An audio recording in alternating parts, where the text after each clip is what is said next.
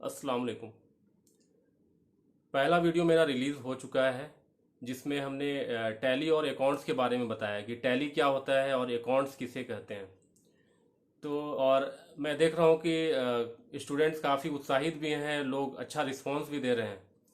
तो मेरा बस यही प्रयास है कि लोगों तक टैली पहुँचाया जाए, टैली सिखाई जाए, है ना। और कोशिश यही है कि लोगों को एजुकेशन दिया जाए, है ना। अभी जो मेरा वीडियो है, अभी जो क्लास स्टार्ट करने जा रहा हूँ वो हमारा है अकाउंट्स के ऊपर कि अकाउंट्स कितने तरह के होते हैं एंड डेबिट एंड क्रेडिट का रूल्स क्या होता है। टैली स्टार्ट करने से पहले हमें चाहिए कि हम डेबिट एंड क्रेडिट का रूल्स जान लें।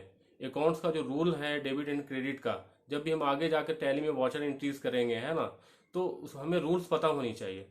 अभी हम लोग जो क्लास स्टार्ट करने जा रहे हैं ये बेहद ही इंपॉर्टेंट है। आप लोग से यही रिक्वेस्ट है कि इस क्लास को अच्छी तरह से करें और जो भी डेबिट एंड क्रेडिट का रूल्स है, जो भी टाइप्स ऑफ अकाउंट्स है, उसे आप अच्छी तरह से याद करें। ये इंटर के स्टूडेंट से लेकर के एक स्टूडेंट जो सीए बन जाता है, जो सीए का काम करता है एक बंदा, उन लोग वो लोग भी इसी नियम को फॉलो करते हैं। तो आपसे रिक्वेस्ट है, ये जो अकाउंट्स का नियम है इसे अच्छी तरह से याद करें। और जब हम वॉचर एंट्री जब आगे करेंगे तो वो आपको याद होनी चाहिए कि डेबिट एंड क्रेडिट का रूल्स क्या है, किस लेजर को क्यों डेबिट किया जा रहा है, किस लेजर को क्यों क्रेडिट किया जा रहा है। तो आइए हम आगे बढ़ते हैं और जानते हैं कि जानते हैं कि अकाउंट्स कितने प्रकार के होते हैं, डेबिट एंड क्रेडिट का रूल्स क्या होता है ना। आइए हम लोग आगे बढ़ते हैं। जैसा कि पहले वीडियो में हमने पढ़ा कि टैली किसे कहते हैं और अकाउंट्स क्या होता है, इस वीडियो में हम जानेंगे कि अकाउंट्स के कितने प्रकार होते हैं और डेबिट एंड क्रेडिट का रूल्स क्या होता है। ये जो डेबिट एंड क्रेडिट का रूल्स है ये काफ़ी इंपॉर्टेंट है, आप लोग इसे ज़रूर याद कीजिएगा, जो कि ये आने वाले समय में जब हम लोग वॉचर एंट्रीज करेंगे या अकाउंट्स का जो भी काम करेंगे, टैली सीखेंगे, इसमें ये बहुत ज़्यादा हेल्पफुल होगा। तो सबसे पहले हम जानते हैं कि अकाउंट्स के कितने प्रकार होते हैं, types of accounts. There are two types of accounts, first is personal account, second is impersonal account. There are two types of impersonal account, first is real account and second is nominal account. इन सभी account में हमें तीन account पढ़ना है, like personal account, real account and nominal account. ये तीन account जो है, इन्हीं तीनों अकाउंट के आधार पर हम किसी भी लेजर को डेबिट या क्रेडिट करते हैं। तो इन तीनों अकाउंट के बारे में जानना बेहद जरूरी है।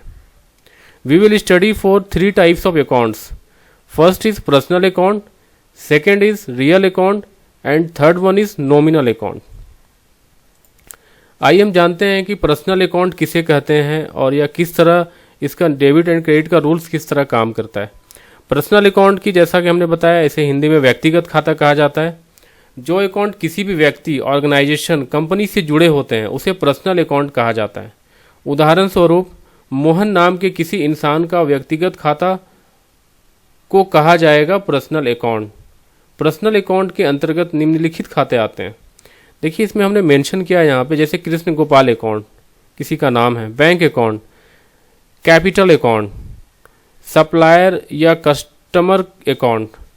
सप्लायर या कस्टमर में सेंडी डेटर्स या सेंडी क्रेडिटर्स आ सकते हैं। सेंडी डेटर्स उसे बोलते हैं जिनसे हम गुड्स जिन्हें हम सेल करते हैं, एंड सेंडी क्रेडिटर्स उसे बोलते हैं जो हमारे सप्लायर होते हैं जिनसे हमें गुड्स परचेज करते हैं। फाइनेंशियल और institution account, driving account, XYZ limited account etcetera. अब जानते हैं कि इसके रूल क्या होते हैं। रूल ऑफ पर्सनल अकाउंट, इसमें debit the receiver and credit the giver. Debit होते हैं रिसीवर, क्रेडिट होते हैं गिवर। मतलब जो रिसीव करने वाले हैं उसे डेबिट करेंगे, जो देने वाले हैं, गिवर हैं जो, उन्हें क्रेडिट करेंगे। इसे हम एक छोटा सा एग्जांपल से समझते हैं। जैसे हम इसमें देखिएगा बैंक अकाउंट है जो पर्सनल अकाउंट के अंदर ही आता है, सेकंड वाला जो लेजर है वो देखिएगा। तो बैंक अकाउंट अगर इसके अंदर आ रहा है तो बैंक में क्या काम होता है। बैंक में हम लोग पैसा जमा करते हैं, चेक जमा करते हैं, है ना, बैंक से ट्रांजेक्शन करते हैं। फॉर एग्जांपल, हम बैंक में पैसा जमा कर रहे हैं, तो बैंक में जब पैसा जमा कर रहे हैं तो बैंक अकाउंट हो गया एक लेजर, दूसरा लेजर हो गया कैश अकाउंट। तो बैंक क्या कर रहा है। बैंक कभी भी देखिए, हमको जो सोचना है कि जो हमारा ट्रांजेक्शन हो रहा है वो एक कंपनी में रह के सोचना है। एक कंपनी से पैसा जमा हो रहा है बैंक में, तो bank is the receiver, bank पैसा रिसीव कर रहा है। तो यहाँ पे रूल्स क्या बोलता है, डेबिट द रिसीवर। तो बैंक जब रिसीव कर रहा है तो जब भी बैंक में पैसा जमा करेंगे बैंक को डेबिट करेंगे, है ना। कैश हमारे पास से जा रहा है ना। कैश के बारे में आगे वाले स्लाइड में हम लोग पढ़ेंगे। कैश अगर जा रहा है कैश को क्रेडिट करेंगे तो बैंक यहाँ पे डेबिट होगा। तो वैसे ही किसी भी लेजर को यहाँ जो हम डेबिट या क्रेडिट करेंगे वो इसी रूल्स इसी नियम के अनुसार करेंगे।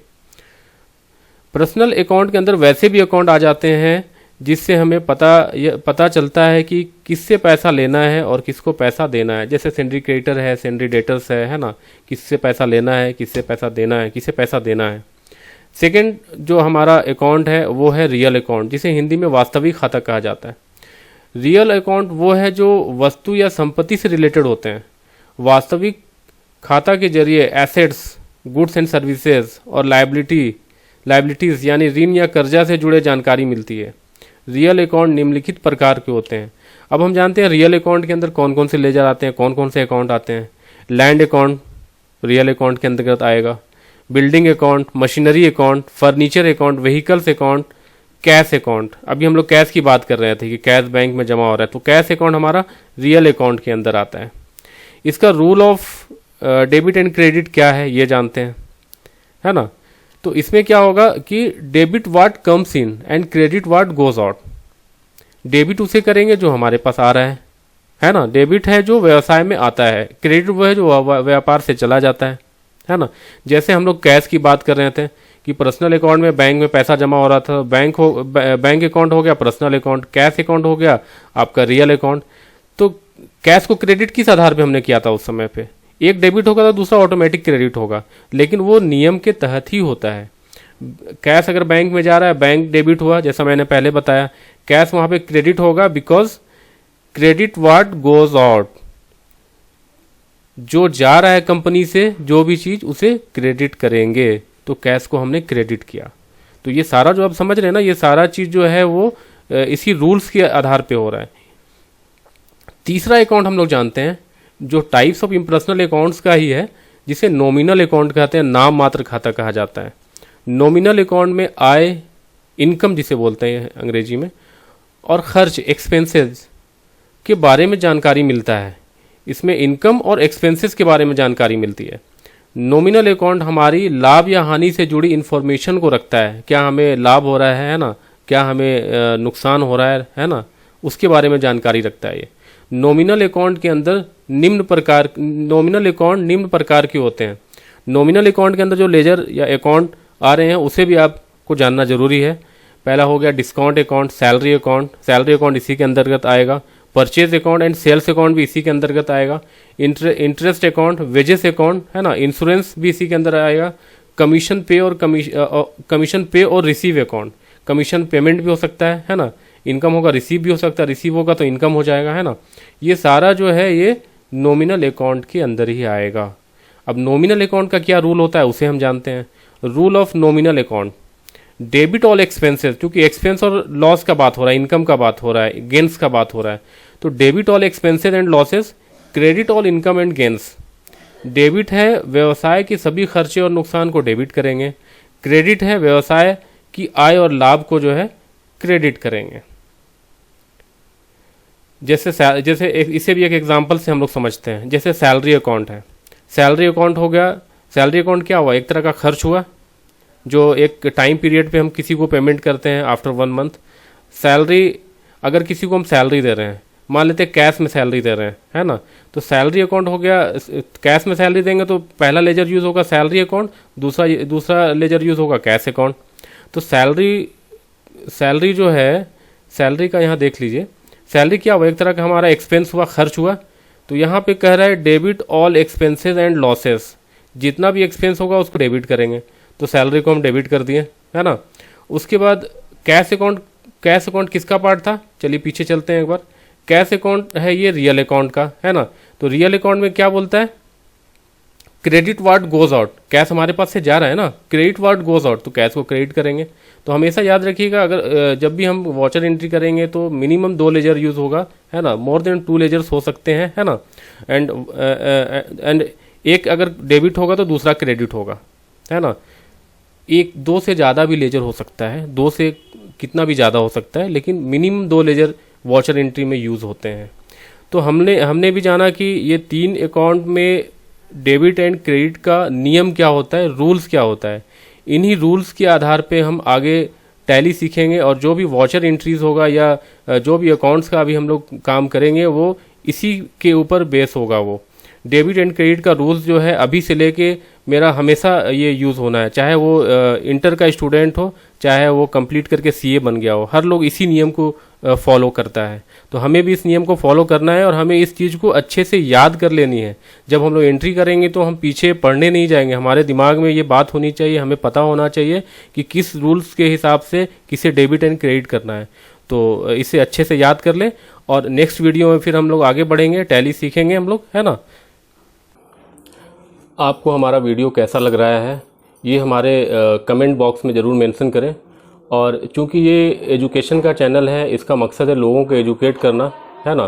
तो आप अगर हमारे चैनल में हैं, आप टैली सीख रहे हैं, कंप्यूटर सीख रहे हैं, तो आप अपने आस पड़ोस में भी देखें, कोई अगर स्टूडेंट है तो उन्हें भी हमारे चैनल के बारे में बताएं, और यूट्यूब से उन्हें भी सीखने के लिए आप जो है हमारे चैनल को सब्सक्राइब करने के लिए कहें, है ना। और ज़्यादा से ज़्यादा स्टूडेंट को, ज़्यादा से ज़्यादा लोगों को हमारे चैनल में जोड़ें, ताकि वो लोग एजुकेशन ले सकें हमारे चैनल से। खुदा हाफिज़।